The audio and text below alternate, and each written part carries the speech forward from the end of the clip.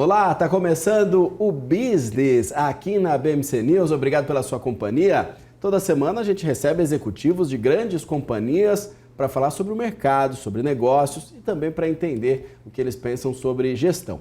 Hoje nós vamos conhecer mais sobre a CSU Digital, uma das empresas de tecnologia mais consolidadas do país, com mais de 30 anos de história e presença marcante no setor financeiro. A companhia se reinventa como uma infratech que expande suas frentes de atuação em pagamentos digitais, fidelização e hiperautomação.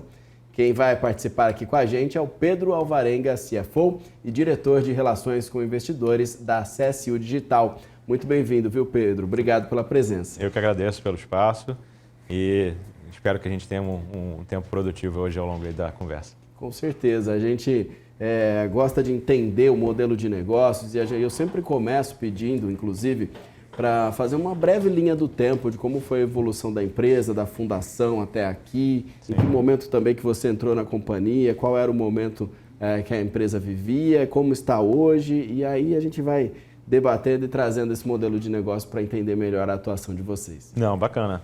Bom, a CSU é uma companhia que existe há 33 anos, né, no mercado, presente no mercado brasileiro. A gente nasceu como a primeira processadora independente de cartões aqui no Brasil, já se posicionando de forma muito diferente do que existia naquele ambiente lá em 92.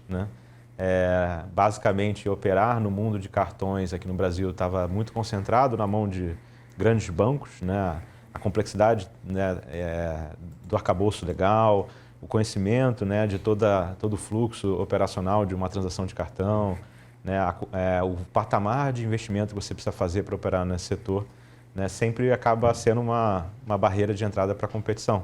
Uhum. Então, bancos pequenos, bancos médios, varejistas, empresas de seguro, que tinham muitas vezes interesse em operar nesse setor, eles não tinham essa oportunidade, ou não tinham todo o conhecimento e todo o arcabouço técnico e de time para fazer. Então a gente se posicionou ali como uma primeira infratech, uma empresa totalmente independente, não tinha vínculo com nenhum banco, e a gente montou todo esse ecossistema para permitir que toda e qualquer empresa que quisesse entrar no mercado e operar cartões pudesse fazer isso através da CSU. A gente rapidamente entendeu que só disponibilizar a infraestrutura tecnológica para o serviço financeiro não seria suficiente pela lente dos nossos clientes. Muitas dessas empresas, elas acabam tendo dificuldade no dia a dia do gerenciamento desse serviço. Então, você vai esbarrar todo dia com situações como é que eu vou fidelizar esse cliente, como é que eu vou fazer com que ele ative o meu produto, como é que eu vou atender aquele usuário no dia a dia, porque é aquela história, você colocou 1 milhão de cartões na rua, a única certeza que você tem na vida é que vão te ligar para tirar dúvida, para pedir uma contestação de despesa, para pedir uma segunda via de conta. Então, a gente rapidamente expandiu o nosso modelo de atuação para um conceito que a gente chama de full service. Então, a CSU ela faz do início ao fim. Esse é o nosso posicionamento para quem quer operar serviços financeiros. Então, essa é a gênese da companhia. A gente foi evoluindo esse modelo em cima dessa espinha dorsal, ao longo de vários anos. A empresa abriu capital em 2006, trouxe novos investimentos para poder alavancar essa frente. E nos últimos 6 anos, mais ou menos, a gente fez mais um movimento relevante de ampliação do nosso negócio. Quando a gente fala do ambiente de serviços financeiros no Brasil, você vive um momento de transformação jurídica, então a criação do ecossistema para fintechs mudou a forma de atuação, permitiu o surgimento de novas instituições financeiras, novos bancos e assim sucessivamente, assim como novos produtos surgiram, o Pix talvez seja um grande exemplo. E o que a gente fez foi basicamente, se existe toda essa onda de potencial de expansão, por que não a gente capitanear novamente essa indústria como uma empresa pioneira e uma empresa que vai estar na vanguarda aí nessa inovação. Então, ao longo dos últimos 6 anos, a gente entra em novas frentes, embedded finance, a gente amplia a nossa forma de atuação em fidelidade, incentivo, né, e engajamento. A gente entra, né, em pagamentos instantâneos, incluindo Pix e criptomoedas. A gente entra no mundo de hiperautomação de processos. Então, hoje, se eu fosse fazer um grande resumo do que é a CSU, né, a CSU ela é a empresa de tecnologia para quem quer se tornar um banco, né? Acho que é isso que a gente faz, né, e é isso que a gente se dedica todo dia. Legal. E o Pedro entrou na CSU em qual desses momentos? Eu entrei, eu tenho exatamente 3 anos que eu estou na companhia. Sim. Então eu entrei justamente no meio dessa nova onda de transformação que a gente está vivenciando.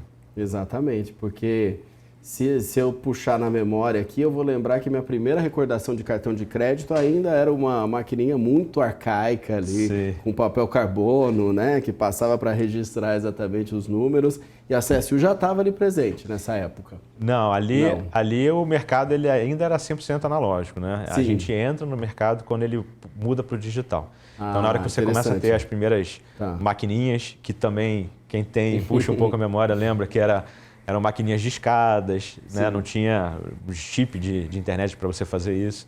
Né? A maquininha era, aqui a gente só aceita Visa, ou a gente só aceita Master. Exato. Então, muitas limitações. Então, é exatamente nesse momento que a gente entra ali para justamente democratizar esse acesso para qualquer empresa que quisesse operar nesse mercado. Exatamente. Era uma fase de muita descoberta, de muita novidade, né? E que talvez o cartão representasse muito pouco, inclusive, dos pagamentos que as empresas recebiam. E hoje, com certeza, um celular já é uma maquininha de cartão em muitos momentos, né? E facilitou muito. A fase atual da companhia é uma fase desafiadora, é uma fase de consolidação, é uma fase de plantar, de colher? Como que você define? Olha, eu diria que a gente está numa fase agora bem especial de colher, né? Sim, isso é bom.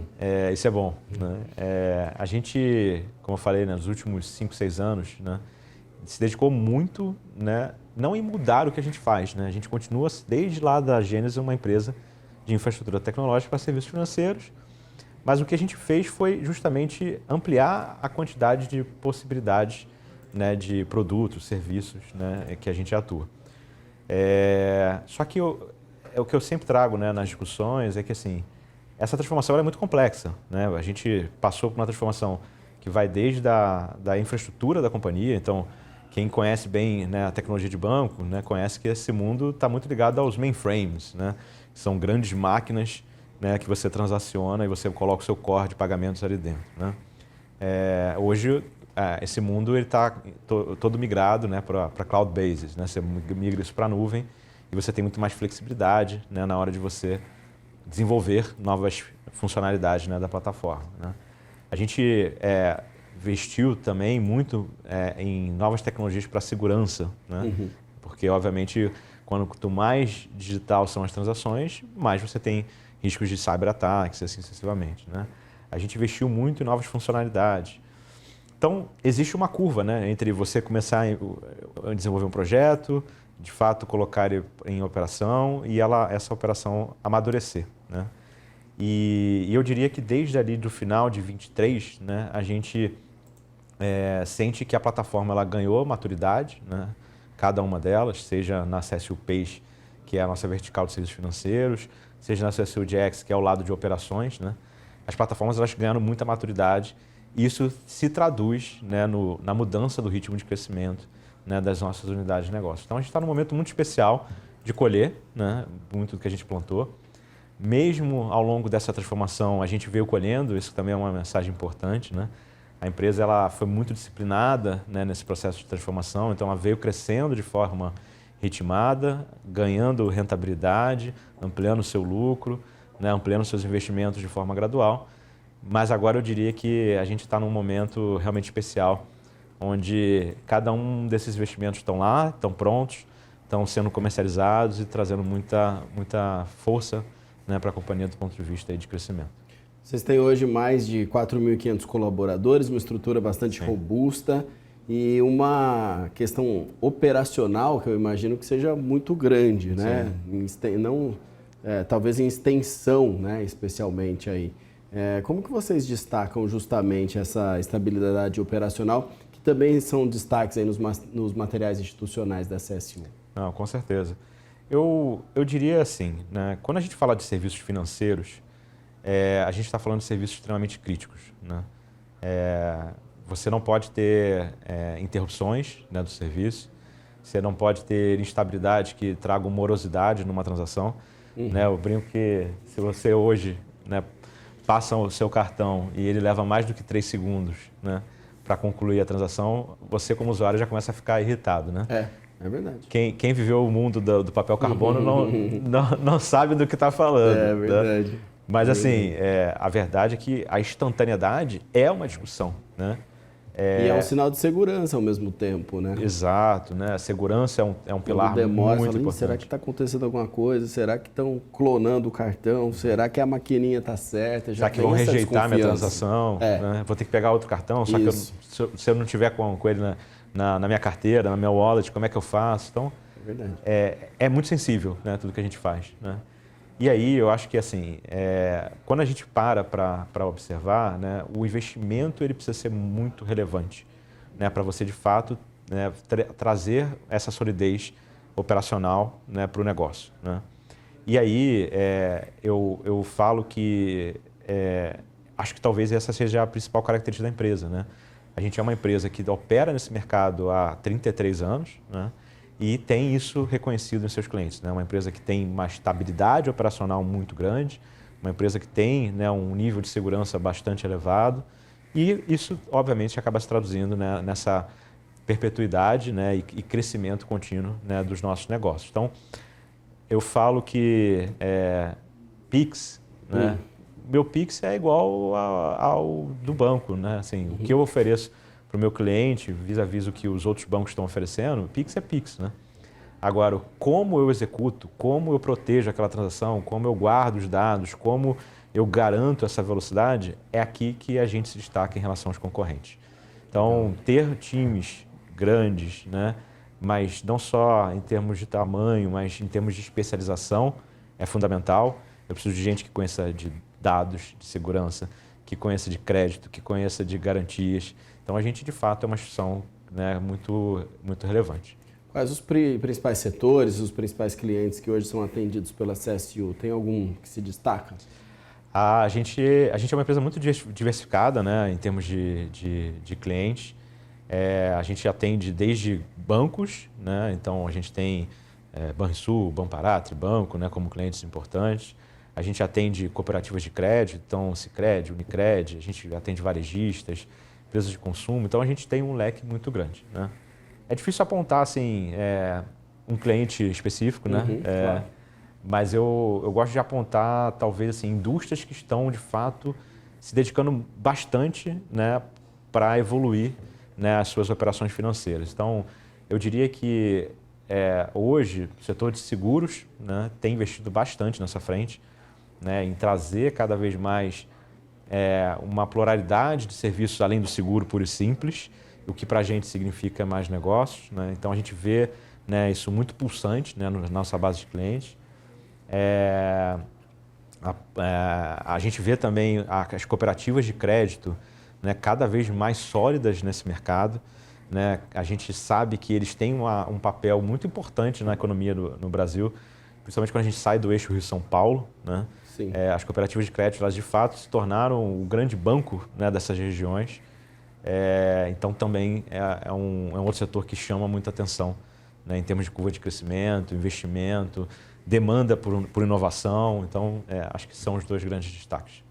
Maravilha, Pedro. É só o comecinho do nosso bate-papo. A gente vai fazer uma pausa rapidinha aqui no Business e daqui a pouco a gente volta para conhecer um pouco mais sobre a CSU Digital, ver também os resultados do último trimestre. Então, você é o nosso convidado. Em 2 minutinhos, o Business está de volta. Até já.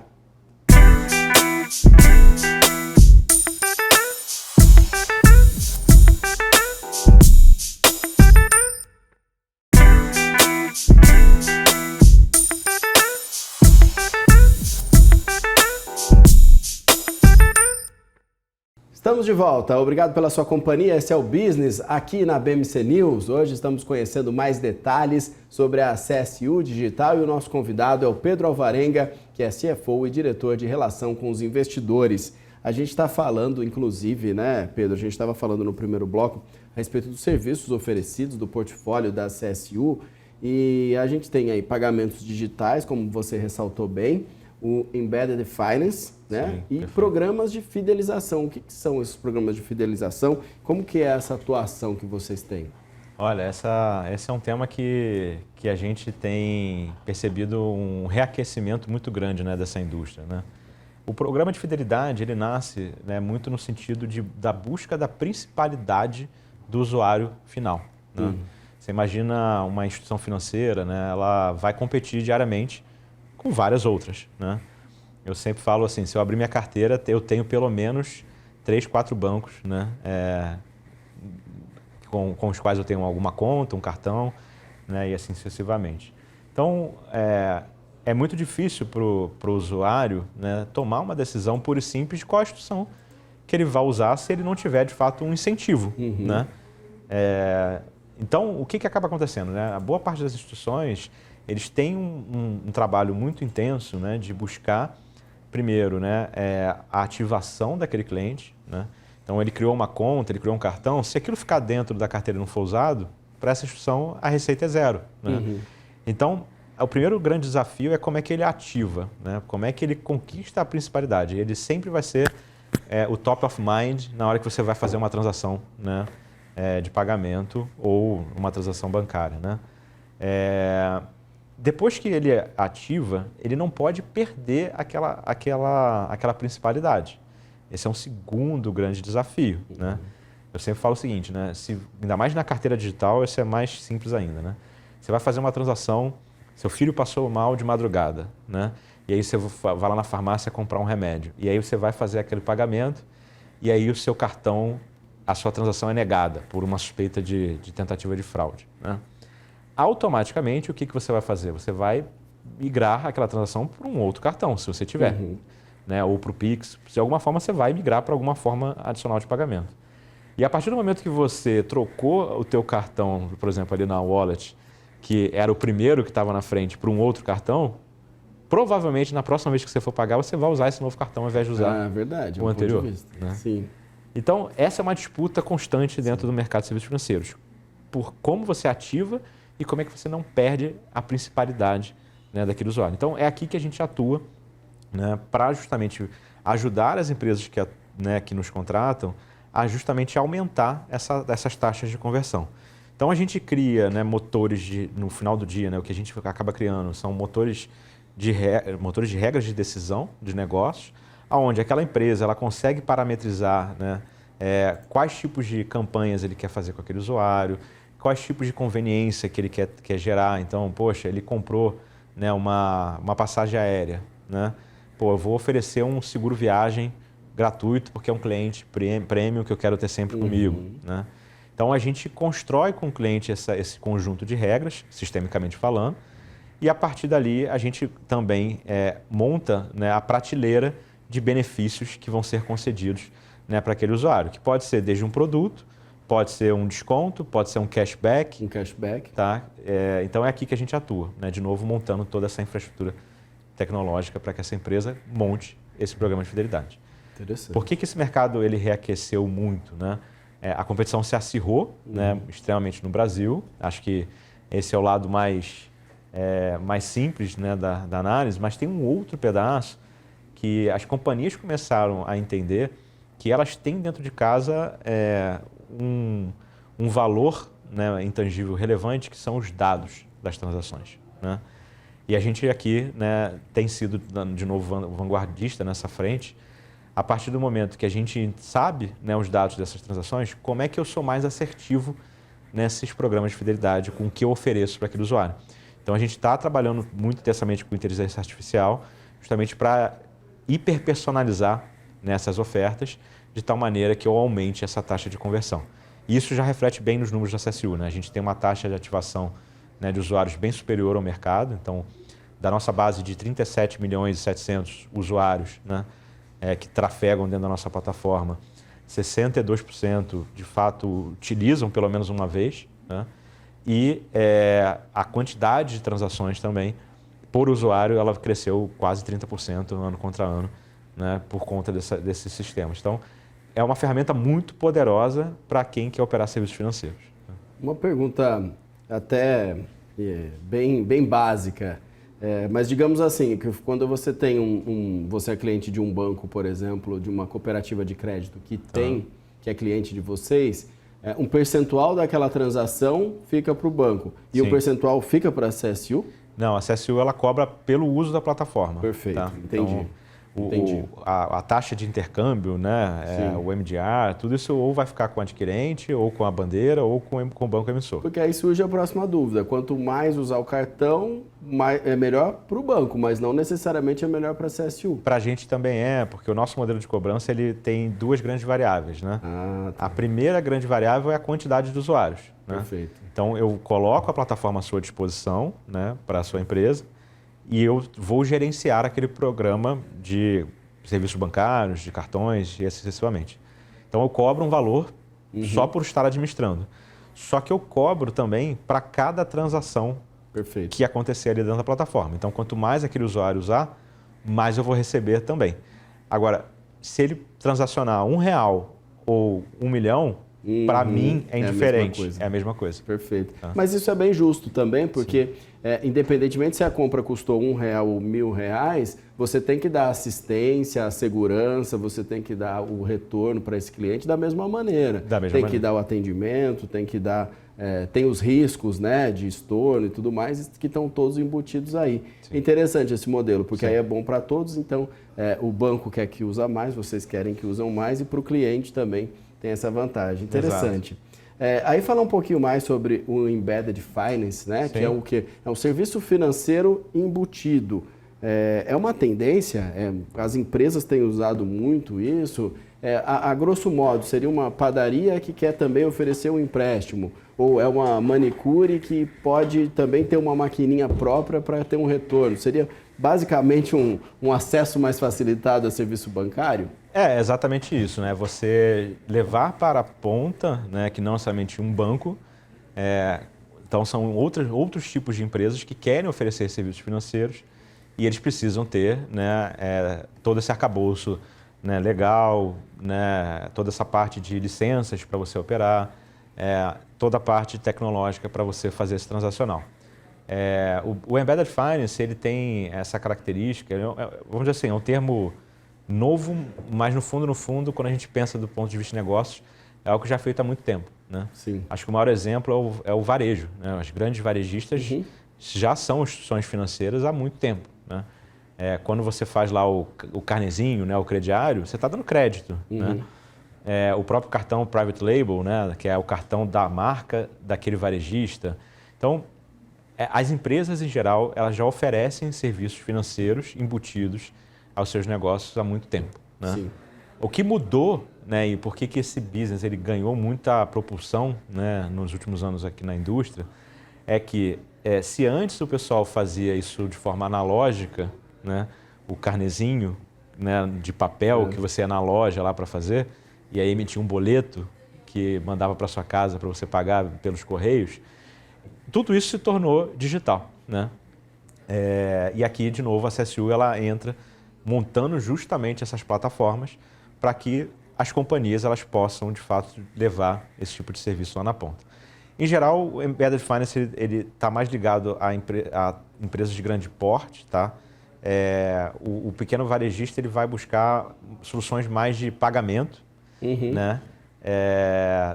Do que, de fato, embutir o serviço financeiro lá na ponta. Ele precisa ter balanço para poder comportar esse transacional. Mas sim, é como se fosse isso. É o cara que está ali na ponta, transacionando e... porque às vezes você vai na banca de revista não para comprar um jornal, uma revista, mas para colocar crédito no telefone, né? E se a gente pensar tempos atrás, o crédito teria que ser feito ou na própria operadora do telefone ou num banco, de repente, mas não, é acessível e hoje qualquer maquininha, às vezes, já tem essa opção de colocar um crédito no telefone celular, por exemplo. E aí a diferença para o Banking as a Service, que é um termo também em inglês, né? BaaS, que muita gente chama, é parecido, tá um dentro do outro ali, é o mesmo sentido? É bem sutil, né? Um está dentro do outro, né? O Banking ele está ligado de fato a quem vai virar banco, né? Então eu monto o banco na forma de serviço, a plataforma de banco como serviço. Tá. Então, a CSU, né, ela tem licenças para operar, né? E aí, se você não tem as licenças eventualmente, mas você quer atuar como banco, né, você pode fazer isso através das nossas plataformas e aí você consegue fazer o operacional, né, de serviços financeiros de forma mais extensa, né? É como se o Bank as a Service estivesse contido, né, no Embedded Finance. O Embedded Finance é um conceito mais amplo porque ele se estende a várias outras cadeias produtivas, não só quem quer ser banco puro e simples. Né? Perfeito. E tem regulamentações novas, inclusive, em relação a esses serviços, né? Inclusive a fintechs e tudo mais.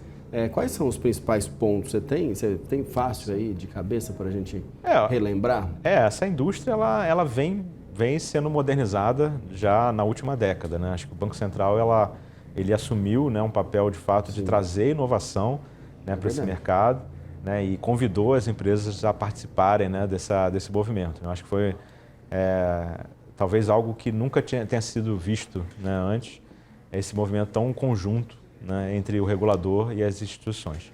Então, acho que a primeira grande mudança aconteceu lá em 2013, né, que teve o marco regulatório das fintechs, onde você, de fato, cria novos tipos de instituições financeiras. Uhum. Então, o mercado, originalmente, ou você era banco, ou você não operava serviço financeiro, você, no máximo, você podia ser uma financeira, era a segunda possibilidade. Hoje, né, você pode ser uma IP, né, uma instituição de pagamento. Uhum. Então, nesse caso, você tem muito mais flexibilidade, né, para você fazer os arranjos de pagamento, você transacionar moedas eletrônicas, você consegue atuar dentro do sistema financeiro sem necessariamente você ser banco. Qual é a grande diferença de uma IP para uma instituição financeira, né, tradicional? A instituição de pagamento ela não pode dar crédito. Tá? Uhum.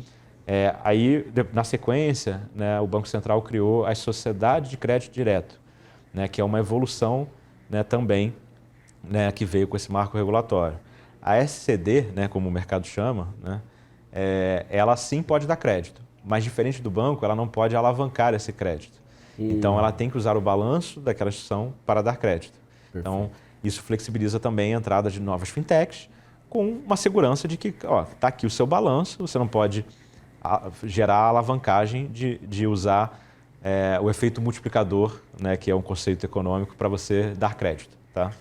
E aí, obviamente, você tem os bancos, que aí sim. Aí você dá o crédito tradicional e aí você consegue orquestrar nesse mercado. Então, acho que esse foi o primeiro grande movimento, né? Foi isso que permitiu essa expansão muito acelerada, né, da nossa indústria nos últimos anos. Foi o que permitiu justamente o surgimento de empresas como o Nubank. Né? Uhum. Justamente essa mudança regulatória trouxe, né, muita possibilidade de inovação, de trazer para esse mercado empresas que naquele momento eram menores, mas que tinham alta capacidade de se desenvolver e se tornarem muito maiores. Hoje, né, o Banco Central ele continua numa agenda importante de inovação, né, e de mudança de regulação. O BaaS, né, o Bank as a Service, né, ele vem sendo, né, revisto, né, a forma de regulação, né, pelo Banco Central, por exemplo, mas no sentido até de aumentar a observância, né, das empresas em relação aos movimentos financeiros. Né? Então, se está passando fluxo financeiro de um lado para o outro, aquela companhia ela tem que monitorar, né, transações, lavagem de dinheiro, todas essas possibilidades. Então, hoje, o grande desafio do Banco Central tá bom, eu flexibilizei, agora eu vou subir a régua. Uhum. Então, para a gente, né, que é uma companhia de capital aberto, que tem 33 anos de existência, que tem um sistema, né, consolidado, um balanço consolidado, esse movimento é super importante, porque tira os aventureiros, né, do mercado. Coloca todos em pé de igualdade aí. Né? Exatamente. Interessante. Maravilha. O papo tá bom, a gente vai fazer mais uma pausa, Pedro, e daqui a pouquinho a gente vai falar mais detalhes e conhecer um pouquinho mais sobre a CSU e falar de outras áreas de atuação, inclusive. Fique com a gente, em 2 minutinhos o Business está de volta aqui na BMC. Até já.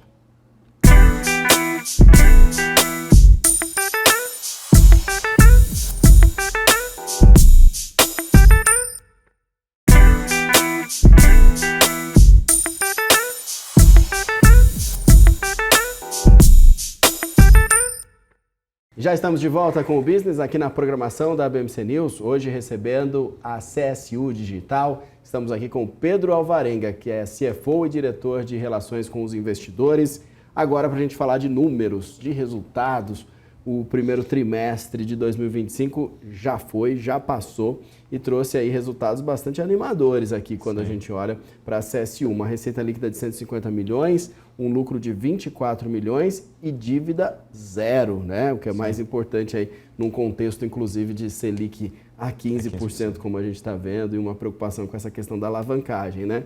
Quais fatores você atribui a esses bons números do primeiro trimestre? Vocês têm muita influência da sazonalidade também nos seus números ou os trimestres costumam ser mais ou menos parecidos? Não, a gente tem o primeiro semestre costuma ser um pouco mais devagar do que o segundo semestre. Sim. Né? Até porque a economia em geral é um pouco assim, né? Os projetos acontecem ao longo do ano, o pessoal começa, né, no primeiro tri tem poucos eventos de varejo, então, em geral, o primeiro semestre como um todo ele é um pouco mais lento do que o segundo semestre, né? Mas eu diria que assim, esse primeiro trimestre, ele na nossa visão, ele evidencia, né, muito do êxito do nosso planejamento estratégico que começou 5, 6 anos atrás, né? A companhia ela passou por um ciclo de transformação, né, onde a gente trouxe muita inovação, digitalização, novos produtos, e isso faz, né, com que a gente tenha, né, mantido nos últimos 5 anos, né, um crescimento constante da nossa receita, né? Todo trimestre a gente cresce, né, já ao longo, no mínimo, 5, 6 anos, né? Com latitudes diferentes em termos de verticais de negócios. Então, a CSU Pay, que é tudo que está ligado a serviços financeiros, propriamente dito, né? Cresce reloginho, né? Uma unidade que cresce 10, 11, 12% todo ano, né? Acompanhando, obviamente, né, esse mercado pulsante que a gente conversou antes, né? Acompanhando também, né, todo esse processo de inovação da empresa, né? Então, isso faz com que a gente cresça, muitas vezes até mais rápido que o próprio mercado. Então, ela é um reloginho, né? Uma unidade que cresce e cresce de forma muito saudável, né? Com margens bastante atrativas.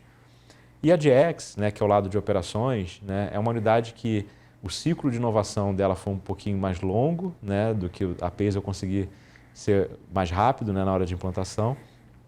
Mas, por outro lado, ela entra num ritmo muito interessante de crescimento, né, a partir do lançamento da nossa plataforma de hiperautomação, que a gente chama de RaaS, né?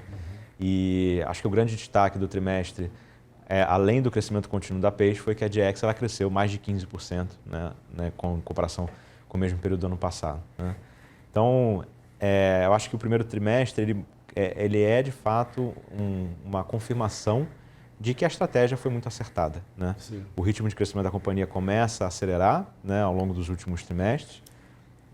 Ele vem constante e começa a acelerar, né, agora nesses períodos mais recentes. A gente vem, né, ampliando a nossa rentabilidade, né, como você comentou, então um lucro de 24 milhões de reais. As margens da companhia muito superiores ao que a gente tinha no passado. Então, foi um trimestre realmente bem importante para a gente e confirma muito do que a gente vinha falando com o mercado, como ia ser a cadência de crescimento, rentabilidade e lucratividade do negócio. Então, basicamente, eu acho que o que determinou isso foi inovação, expansão de portfólio e muito foco em produtividade. E também isso se reflete para o acionista em dividendos, né? Vocês costumam pagar trimestralmente os dividendos? A gente tem uma prática, né? Não é uma política, mas é uma prática de distribuir juros sobre capital próprio todo trimestre, né? E ao final do ano a gente faz uma distribuição adicional, né, de dividendos, tá? Legal. E aí na prática isso faz com que a companhia tenha mantido aí ao longo dos últimos anos uma distribuição total, né, de proventos da ordem de 50% do lucro, né? Então, de fato, o conceito é retornar, né, para o investidor aquilo que ele aportou, né, num curto espaço de tempo. Acho que não tem por que a gente ficar carregando, né, isso no balanço, até porque a companhia gera muito resultado, que nem a gente estava falando aqui há pouco, mas ela não tem nenhum descolamento entre resultado e caixa, né? Então, o que eu gero de lucro, eu no final estou levando, né, praticamente integralmente isso para o meu caixa, né, no mesmo período, né? Então, isso faz com que a gente tenha essa capacidade de investir no negócio de forma crescente. A empresa tem alavancagem zero, né, não tem nenhuma dívida, né, hoje financeira contratada, e retorna, né, boa parte desse capital, né, para os seus acionistas. Legal, é um movimento, inclusive, bastante importante, muito valorizado pelo mercado no atual contexto também. em que muitos bancos, né, corretoras, estão de olho nas indicações, nas recomendações, justamente nessa questão da alavancagem ou da desalavancagem, justamente por conta dessa Selic alta, né, e o custo dessa dívida ser muito grande, né. Em relação ao EBITDA, a gente tem 54 milhões de reais no EBITDA ajustado e uma margem de 36,2%. De alguma forma, esses números vieram dentro do previsto ou acabaram até superando algumas estimativas? Não, eu diria que ele veio bem em linha com o que a gente tinha previsto, né, para esse começo de ano, né. Ele reflete, né, muito dessa expansão, né, dos nossos negócios que eu comentei, né, seja a PAYS vindo, né, gradativamente crescendo e a DX agora acelerando. Mas mais do que isso, né, a gente atingir 36% de margem, né, ajustada, mostra justamente o quanto esse investimento em inovação e produtividade vem trazendo retornos para a gente. Só trazendo alguns números adicionais aqui, né, o nosso EBITDA, né, ele dobra em 5 anos, né, o nosso lucro ele triplica em 5 anos, né. Então são números muito expressivos, né, de expansão por uma companhia que está vivendo um ciclo de crescimento, né, que muitas vezes nem essas coisas não se conversam.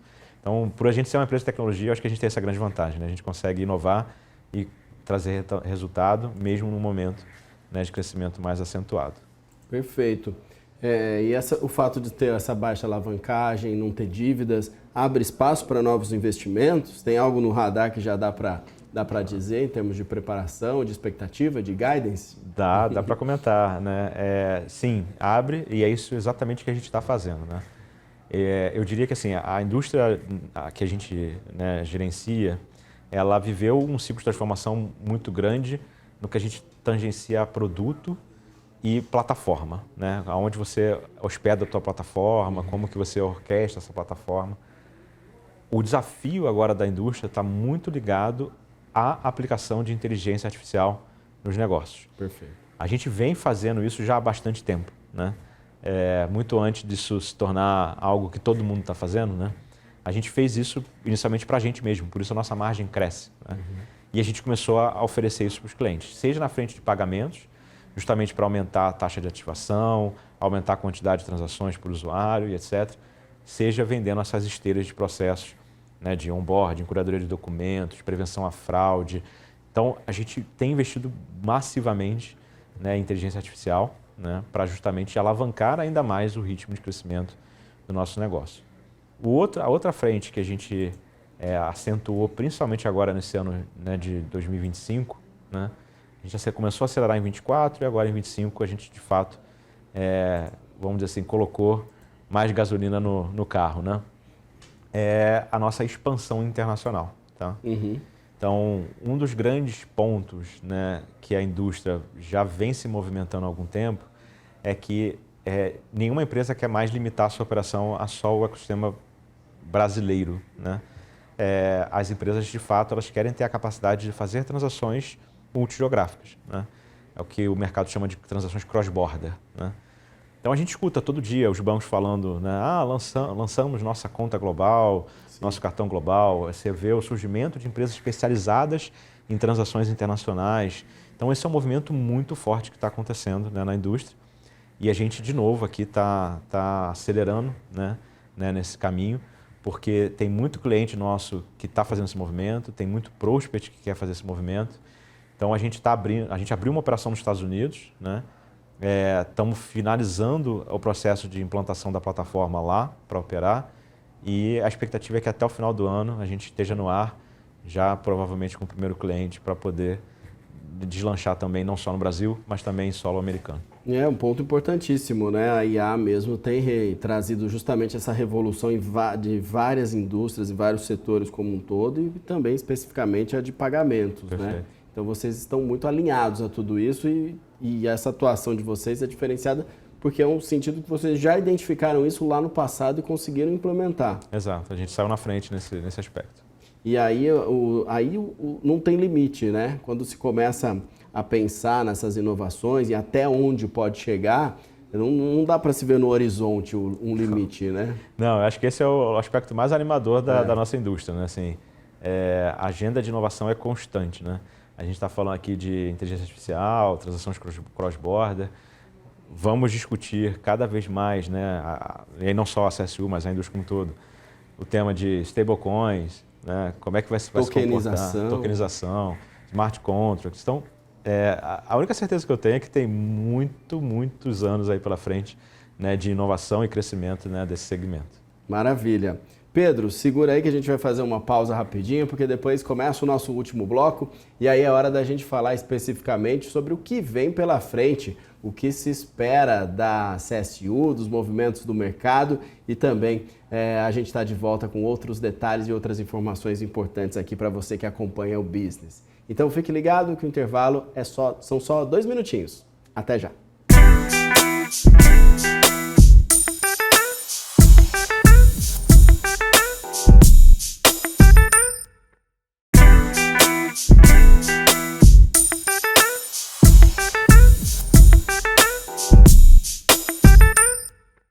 Já estamos de volta com o Business aqui na BMC News, programa que recebe grandes empresas e também executivos dessas empresas que comentam, inclusive, sobre modelo de negócios e perspectivas para o futuro. Hoje a gente recebe a CSU Digital, Pedro Alvarenga, CFO e diretor de Relações com os Investidores. Você falava a respeito do posicionamento, inclusive, da CSU, da possibilidade de atuar, né, em outros mercados. E há quem diga que o mercado bancário brasileiro é muito bom porque ele é muito desafiador e ele é diferente do resto de todo mundo, porque foram se criando processos, movimentos para se lidar com pessoas difíceis, públicos difíceis e transações complicadas também. Sim. E que funcionaram. Um exemplo disso é que os Estados Unidos agora que estão descobrindo o parcelamento, né, de compras, e aqui a gente já faz há muito tempo. E o próprio Pix está sendo copiado e o Banco Central está levando esse Pix para outros países justamente por conta dessa vamos dizer, vanguarda do Brasil em relação a esses temas. Então, a CSU consegue pegar carona nesse movimento também, né? Porque é diferente, né? Atuar diferente. No Brasil não é fácil, né? Não, eu acho que essa é a grande vantagem, né, que a gente tem ao fazer esse movimento de expansão internacional, é justamente pelos aprendizados vindos Exato. Da dificuldade que é operar no Brasil. Né? Exato. O Brasil é um país que tem, né, um ritmo de inflação muito alto, né, juros muito altos e que tem um nível de fraude, né, ou pelo menos tentativas de fraude, né, muitas vezes acima de boa parte, né, de várias regiões do planeta. Né? Uhum. E exatamente por ser tão complexo, né, gerenciar cada um desses fatores, que o nosso sistema financeiro nacional, eu diria que assim, é de fato, né, um dos mais avançados do mundo. Né? Perfeito.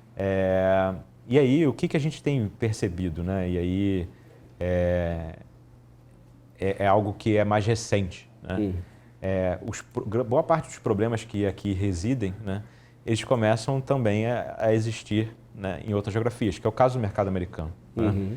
Né? Até pouco tempo, né, não se discutia, né, lá a possibilidade de você fazer o Pix. Né? Sim. Enquanto aqui você já tem um processo extremamente consolidado. Exato.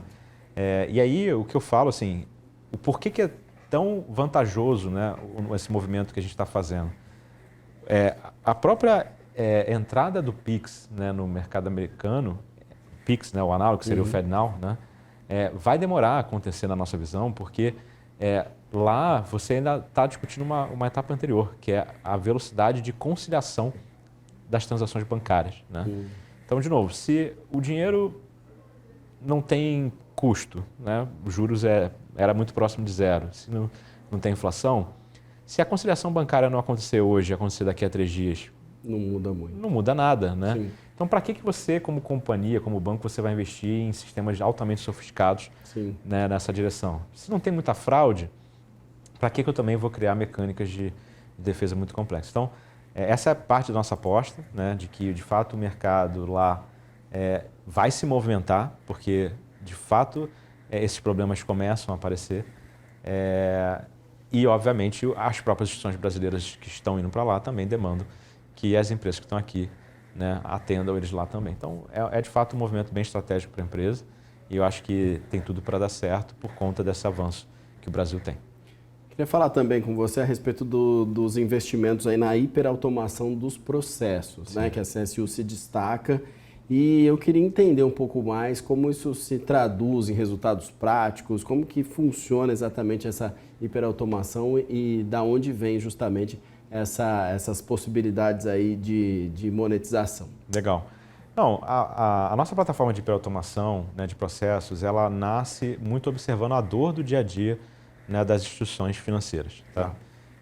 Eu sempre comento que assim, é muito natural você tentar investir naquilo que é tecnológico da porta para fora, né? Que foi isso que aconteceu, em geral, na indústria no último ano.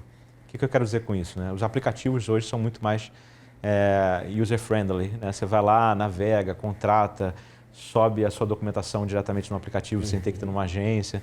Então, boa parte do investimento que foi feito pelas instituições foi naquilo que está mais palpável ali para o cliente final. Né? Mas a verdade é que toda vez que você vai fazer uma transação financeira, existe um ciclo muito relevante dentro dessas instituições, né, de validação de documentos, né, de checagem se teve fraude ou não teve, né, de analisar a qualidade daquele imposto de renda, daquele balanço, né, daquela empresa para você aprovar um crédito ou não aprovar um crédito. E eu acho que todo mundo já viveu no dia a dia de você, por exemplo, vai contratar um crédito no teu banco, mesmo naquele mais digital, você entra no aplicativo, tira uma foto da sua identidade, tira uma selfie, sobe lá o seu imposto de renda, mais 2 certidões lá que o banco te pediu e clica lá em contratar. E você fala, nossa, foi tudo digital. Só que daquele momento que você clicou no botão e o dinheiro, até o dinheiro cair na sua conta, passa-se às vezes 15, 20 dias até de fato você concluir aquele transacional. Né? E aí o que eu falo é isso, assim, as empresas em geral elas estão muito digitais da porta para fora, mas da porta para dentro elas estão muito analógicas. Então, cada uma daquelas etapas que eu comentei, em geral você vai ter muitos sistemas para você poder acessar. Né? Quantas vezes você ligou no call center, eles falam assim, aguarda 5 minutinhos aqui que eu vou iniciar o seu atendimento. Sim. O que aquele operador está fazendo? Ele está consultando um monte de sistema, um monte de tela que aquele banco tem para poder simplesmente entender quem você é. Né? A partir daquele momento, ele começa uma rotina muito grande de operações e transações que ele tem que fazer e comandos, códigos, né, que ele precisa digitar lá para poder liberar um simples crédito. Né?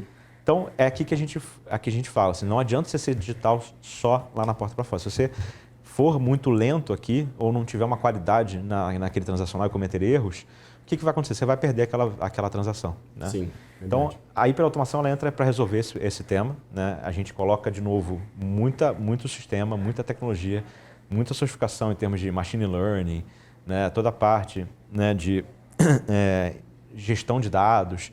Tudo isso acaba sendo um grande arcabouço. Para quê? Para que todas essas etapas que você precisa cumprir para concluir uma transação financeira, você faça no menor tempo, com o menor custo possível, com menos erros e criando uma experiência muito melhor para o usuário final. É isso que a gente entrega, né? Uma experiência realmente digital, ponta a ponta para o usuário. Legal, Pedro. Pedro, a gente está quase acabando o nosso bate-papo aqui, mas antes a gente tem um tempinho para falar exatamente sobre futuro, sobre perspectivas e o que você planeja ou vê, né, no futuro da CSU Digital aí, nos próximos anos, nas próximas décadas. Boa, vamos lá. Essa resposta sempre é mais difícil, né? Difícil, falar de futuro é sempre complicado, mas vamos lá. Assim, como é que a gente enxerga, né, a companhia aí pelos próximos anos, né? Como eu comentei, assim, o que a gente chama de CSU Pay, né, que é o nosso core business, né, é um reloginho. Né? A gente vê, né, várias possibilidades de continuidade de expansão, seja atraindo novos clientes, novas empresas para serem, né, nossos clientes, seja essa base de clientes crescendo gradativamente, seja alavancando a quantidade de transações. Então, a gente entende que com o arcabouço, né, o portfólio de produtos que a gente tem hoje, a gente vai continuar crescendo, né, em ritmo constante, como a gente vem entregando nos últimos anos na CSU Pay. Né? Esse é uma primeira etapa. E o IA aqui tem um papel relevante de dar essa continuidade. Né? A DX, né, que está ligado a esse produto de hiperautomação que eu falei, né, talvez seja a grande surpresa, né, para o mercado, para a gente não, né, em relação aos nossos resultados, porque é um produto que é completamente novo na companhia. A gente hoje não tem um competidor direto, né, nessa frente de negócios. Né? Você tem iniciativas mais isoladas, né, no mercado, alguém que faz um pedacinho de uma esteira, alguém que faz uma esteira completa, mas só de um tipo de produto. Então eu não tenho hoje um competidor direto. Então a gente tem conseguido de fato performar num ritmo muito mais forte e a gente vê isso acontecendo, vai ver isso acontecendo, né, na nossa visão, né, provavelmente esse ano, próximo ano. Né? Acho que curto e médio prazo a GX ela acaba sendo um grande catalisador ali da nossa média de crescimento. E, obviamente, mercado americano ainda é um projeto, né? Não entrou no ar a plataforma. A gente planeja, né, como comentei, finalizar, né, essa implantação até o final do ano.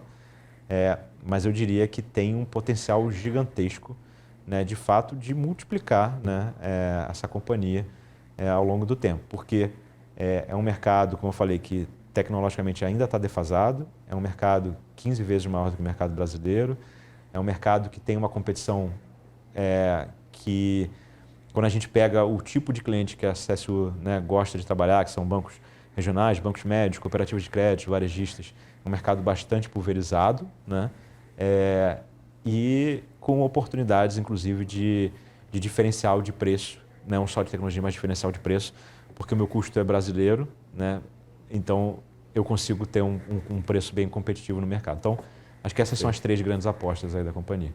Legal, eu agradeço muito pela sua presença, pela sua participação e por esse bate-papo aqui franco a respeito da companhia. Sucesso! Eu que agradeço pelo espaço e foi um prazer enorme, estou à disposição para qualquer outro tipo de demanda que venha pela frente. Muito obrigado, é isso aí. E eu agradeço também pela sua companhia aqui com a gente no Business. A gente continua com a programação da BMC News e a gente se vê novamente na semana que vem. Até mais!